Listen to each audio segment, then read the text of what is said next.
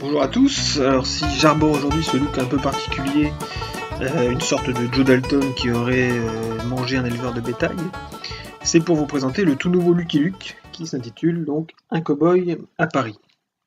Alors c'est le deuxième Lucky Luke scénarisé par Jules, qui avait fait fort, de mon point de vue en tout cas, avec son premier album La Terre Promise, dont vous pouvez retrouver la chronique en cliquant sur le lien qui devrait apparaître à l'écran comme par magie, hein, c'est beau le progrès.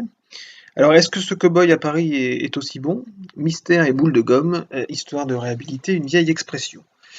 D'abord, c'est un album symbolique pour le lecteur français, puisque c'est la première fois en plus de 70 albums que Lucky Luke se décide à voyager au-delà du continent américain. Et c'est pour venir en France, ce qui risque d'énerver certains Belges qui vont dire ouais, pourquoi il vient pas voir le Mannequin Peace et la Grand Place, hein, puisque Maurice était belge. Bon. Alors effectivement, ce n'est pas très diplomate, mais il y a des clins d'œil sur la Belgique, plutôt bien trouvés d'ailleurs. Donc ne vous offusquez pas, chers amis belges, les auteurs ont pensé à vous.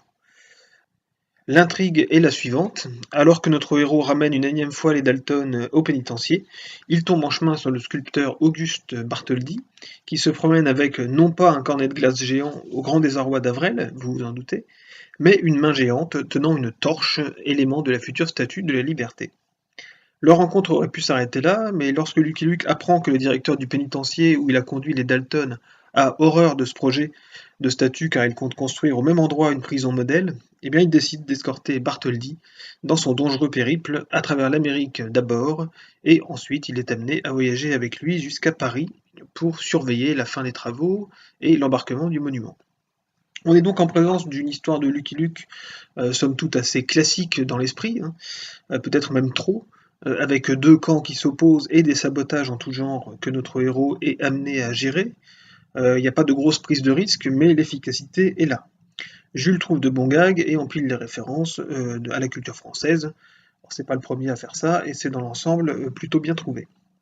Le vrai plus de cet album est donc le voyage de Lucky Luke à Paris, qui n'intervient, il faut bien le dire, qu'au milieu de l'album, hein, le début de l'histoire étant du coup un poil long.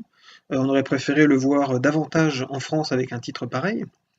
C'est pas un titre mensonger pour autant, mais c'est un bon coup de com', on va dire, et les élus de Paris l'ont bien compris en posant avec l'album sur les réseaux sociaux. Ils auraient eu tort de se priver, cela dit. Donc si on réfléchit bien, un titre comme Le chemin vers la liberté aurait certainement été moins vendeur, mais plus proche de la réalité du récit. Ces petites réserves étant faites, on peut quand même saluer le travail des deux auteurs, HD étant comme d'habitude maintenant au dessin toujours aussi doué pour faire revivre l'univers de Maurice.